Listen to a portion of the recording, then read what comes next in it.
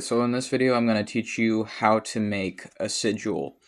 So a sigil is something that occultists, magicians, witches, spiritual people use to have a drawing that represents something meaningful to that person. It can represent a concept, it can represent a spirit or God, it can represent something that that person wants in their life. It is essentially you creating an image, a drawing, a simplified symbol to represent your intention or what it is that you wish that symbol to connect with. Alright, so here is one of the methods that I was taught for making sigils. It's a very simple method. So first you write out a statement like this in the present tense, such as, I have friends. So let's say that you want friends, and this is your current spiritual goal, is to have more friends, or among your spiritual goals. So then, if I can get it to focus. So then the next thing you would do is cross out any repeating letters and cross out any vowels.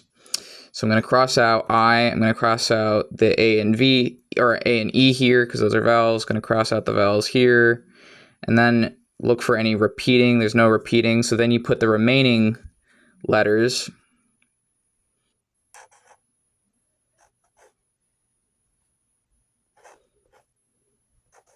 And you can do it in capitalized or lowercase. It doesn't really matter. And you're left with H, V, F, R, N, D, S for this.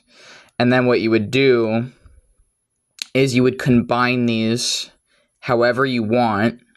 It can be as messy as you want, whatever. Like, just combine these to make a new thing. So like an example, if I put the line from the H, and then I put like a U from this part, and then I put like the V under, and it can be like that part of the F. Like, it doesn't have to be, like, it can just be anything really. Like, just put what feels right in the moment.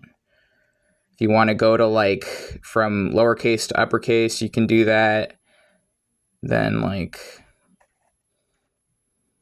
putting parts of the D, and then let's put like,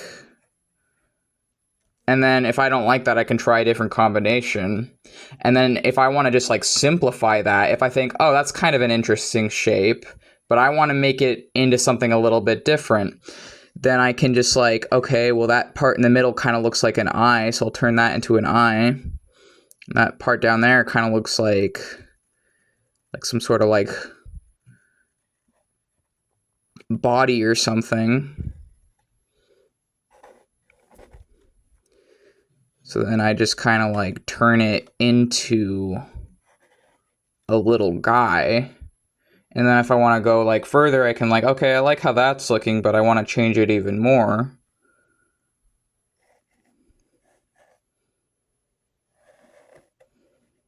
Like, it doesn't have to be like this. This is just an example, like very simple example. It's hard for me to draw while I'm holding the phone, so keep that in mind. Like, that might be part of why I'm struggling a bit here, is because I'm holding the phone in one hand, which makes it a little bit harder.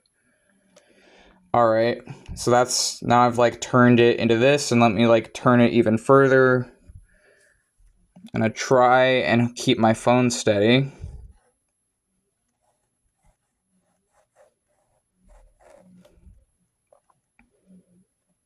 It doesn't have to be like a little guy like what I'm doing. It can be anything. It's just any drawing that represents something else. It's essentially making your own language, like a language of your mind and spirit. And also, it doesn't have to be, you can use sigils other people made. Like, you don't have to make your own sigils, but this video is about making your own sigils. Like, it's perfectly fine to use already like pre-built sigils of like some other system or whatever it is. I mean, system of magic, in this case. Like, you can read a book or like get it from a different occultist, like whatever you want to do. If you want to even use this guy that I'm making right now, you can use this. Like, whatever you want to do, it's okay. I don't believe in, like, gatekeeping magic and stuff when it's just like, you know, I mean, I do believe in gatekeeping to an extent, but I don't believe in keeping magic knowledge from people. That if I have knowledge, I want to share it. If I'm able to, if people ask, I can share what I know. All right. Essentially, I don't believe like putting magic behind a huge paywall, essentially, is like what I meant by that. But yeah, so you can see how I went from this to this guy, and now this guy represents I have friends. So if I put this on something, that's sending energy of friendship to me. That's the intention of this guy. But what I can do is now charge it. So right now it's just kind of a drawing that represents this. But what you do is you charge it, and then you can wear it on yourself, or put it on your wall, or put it in your notebooks, or just put it places. And it's essentially like imbuing your subconscious with that intention that it carries. So one way I could charge this is I could breathe on it. I could have my breath be the energy that it's drawing upon.